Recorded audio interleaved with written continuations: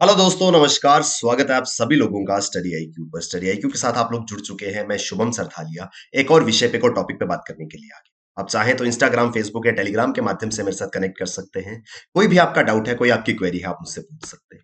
जिस विषय पे हम बात करने वाले हैं उसका संबंध असम राज्य से है। तो असम राज्य में एक युवक ने एक ऐसी मोबाइल एप्लीकेशन तैयार करी है जो कि साइन लैंग्वेज को टेक्स्ट में या स्पीच में बदलेगी। साइन लैंग्वेज आप लोग जानते हैं, जो लोग सुन नहीं पाते हैं, जिनको हेयरिंग प्रॉब्लम है, जो लोग आवाज जिनके कानों तक नहीं पहुंच पाती है, उन लोगों से कम्युनिकेट करने के लिए साइन लैंग्वेज का इस्तेमाल किया जाता है। कुछ इस तरीके के एक्शंस करके उनको चीजें बताई जाती हैं। तो उनके साथ कम्युनिकेट करने का, उनको बात समझाने का या उनकी बात समझने का एकमात्र तरीका है ये साइन लैंग्वेज। लेकिन ये साइन लैंग्वेज जो है वो हर किसी की समझ में नहीं आती है। तो इस प्रॉब्लम को देखा असम के एक युवक ने कि इस तरीके की प्रॉब्लम आती है, हम साइन लैंग्वेज को या समझ नहीं पाते हैं या अपनी बात ऐसे लोगों तक नहीं पहुंचा पाते हैं। तो एक टू वे कम्युनिकेशन के लिए एक मोबाइल एप्लीकेशन तैयार किया गया है जो कि साइन लैंग्वेजेस में इशारों को समझ करके उसको टेक्स्ट या स्पीच में बदलेगा, और दूसरी ओर से आपकी स्पीच या टेक्स्ट को साइन लैंग्वेज में बदलेगा, ताकि इस तरीके का टू वे कम्युनिकेशन हो पाए। विस्तार से समझेंगे इस पूरे के पूरे आर्टिकल के बारे में। अगर आप असम राज्य में किसी भी एग्जाम की तैयारी कर रहे हैं, पब्लिक सर्विस कमीशन है, एसएससी है, तो बेहतरीन स्मार्ट कोर्सेज स्टडी आईक्यू पे अवेलेबल है। ये कोर्सेज आपको बहुत ज्यादा हेल्प करने वाले हैं आपके एग्जाम प्रिपरेशन में। तो असम के सिलचर इलाके में तेजस शुक्ला एक 10 वर्षीय युवक हैं जिन्होंने ये मोबाइल एप्लीकेशन तैयार किया है जो साइन लैंग्वेज को टेक्स्ट में बदलने वाला है। तो कहाँ से उनको लगा कि ऐसा मुझे करना चाहिए, इस दिशा में मुझे काम करना चाहिए? तो उन्होंने बताया कि वो दूरदर्शन, जो कि डीडी नेशनल जिसे कहा जाता है, दूरदर्शन चैनल पर न्यूज़ देख रहे थे, जहाँ पर दूरदर्शन चैनल, अगर आप में से किसी ने देखा है तो वहाँ पर आप जानते होंगे कि न्यूज़ जब भी आती है उसके साथ में साइन लैंग्वेज में चीज़ें समझाई जाती हैं उन लोगों के लिए जो सुन नहीं पाते।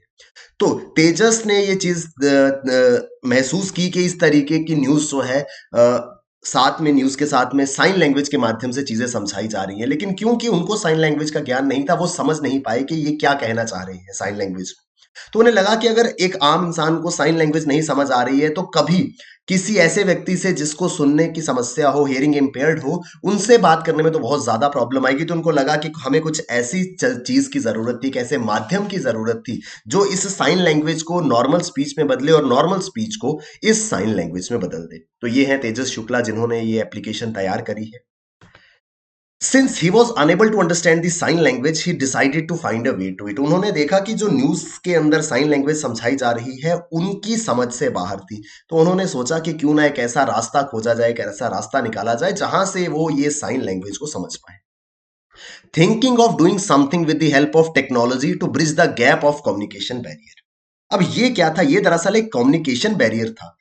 आप कुछ कह रहे हैं लेकिन जिनसे कह रहे हैं उनको सुनाई नहीं दे रहा। वो कुछ इशारा कर रहे हैं लेकिन उनके इशारे आपको समझ नहीं आ रहे। तो आपके साथ मौजूद व्यक्ति, हो सकता है किसी फैमिली में कोई ऐसे व्यक्ति मौजूद हो, किसी के भाई बहन आदि हो सकते हैं, तो अपने ही परिवार के व्यक्ति के साथ आप बात नहीं कर पाते हैं। कम्युनिकेशन बैरियर है। इस कम्युनिकेशन बैरियर को ओवरकम करने की उन्होंने तरकीब लगाई with the help of science and technology. उन्होंने कहा कि विज्ञान एवं प्रौद्योगिकी का इस्तेमाल करेंगे, कंप्यूटर टेक्नोलॉजी का इस्तेमाल करेंगे और एक ऐसा माध्यम क्रिएट करेंगे जिसकी मदद से ये कम्युनिकेशन, ये जो संचार है वो हो पाए। He came to know about the program Responsible AI for Youth। तो ministry of electronics and information technology, जिसे मैती के नाम से जाना जाता है, मिनिस्ट्री ऑफ इलेक्ट्रॉनिक्स एवं इंफॉर्मेशन टेक्नोलॉजी ने एक ऐसा प्लेटफॉर्म बनाया है जिसका नाम है रिस्पॉन्सिबल एआई फॉर यूथ। इस प्रोग्राम के अंतर्गत जितने भी स्कूल पढ़ने वाले छात्र हैं उनके लिए एक ऐसा प्लेटफॉर्म तैयार किया गया है जहां पर अगर उनके दिमाग में कोई भी साइंटिफिक, कोई भी टेक्नोलॉजिकल आइडिया है, उसको उस प्लेटफॉर्म पर आकर के, उस इकोसिस्टम में आकर के वो इंप्लीमेंट कर सकते हैं। तो क्या हुआ, इन्होंने इस प्रोग्राम के बारे में सुना था, उनके दिमाग में, तेजस के दिमाग में ये आइडिया आया कि हम टेक्नोलॉजी की मदद से ऐसी ऐप बना सकते हैं। Responsible AI for youth program में उन्होंने अपना प्रस्ताव जो है वो भेजा, उनका प्रस्ताव जो है वो सिलेक्ट हो गया, उनको चुना गया और उनको इकोसिस्टम प्रोवाइड किया गया, उनको एनवायरनमेंट प्रोवाइड किया गया जहां पर वो इस तरीके की एप्लीकेशन को डेवलप कर पाए। और अल्टीमेटली उन्होंने ये एप्लीकेशन जो है वो डेवलप करी। अगर हम बात करें कि जरूरत क्या है हमको इस एप्लीकेशन की, तो there are 430 million people in the world who suffer from serious hair loss and about 9 lakh are deaf। 430 million लोग ऐसे हैं दुनिया भर में जिनको सुनने की समस्या है और करीब 9 लाख लोग ऐसे हैं जो पूरी तरह से डेफ हैं, जो ना बोल सकते हैं ना सुन सकते हैं। Besides sign language which is still extremely lesser known among general public, there is no way for speech and hearing impaired people to communicate. तो एकमात्र जरिया जिससे आप ऐसे लोगों से संवाद कर सकते हैं जो ना सुन पाते हैं ना बोल पाते हैं, एक तरीका है साइन लैंग्वेज। इसके अलावा कोई दूसरा तरीका नहीं है जिस तरीके से उनसे कम्युनिकेट किया जा सके। लेकिन प्रॉब्लम यह है कि ये तरीका जो है, ये साइन लैंग्वेज जो है, ये बहुत सारे लोगों को नहीं आती है। बहुत ही एक कम पोर्शन ऑफ पॉपुलेशन है जो इस लैंग्वेज को समझ पाते हैं। अब इस को समझने के लिए ये ऐप बनाई गई है। ये ऐप काम कैसे करेगी? इस ऐप को चलाने के लिए क्या करना होगा? मान लीजिए आपके सामने कोई ऐसे व्यक्ति हैं जो साइन लैंग्वेज का इस्तेमाल कर रहे हैं। आप अपने फोन का कैमरा ऑन करेंगे, इस ऐप को खोल करके, इस ऐप को ओपन करके आप कैमरे के माध्यम से जो इशारे वो व्यक्ति कर रहे हैं, उन इशारों की तरफ आप अपना कैमरा जो है पॉइंट आउट करेंगे।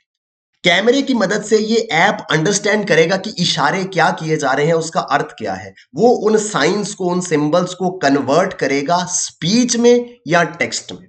लिख करके या बोल करके आपको बताया जाएगा, जैसे भी आप सुनना चाहते हैं। अगर आप पढ़ना चाहते हैं कि वो क्या कह रहे हैं तो टेक्स्ट आ जाएगा, अगर आप सुनना चाहते हैं तो स्पीच आ जाएगी।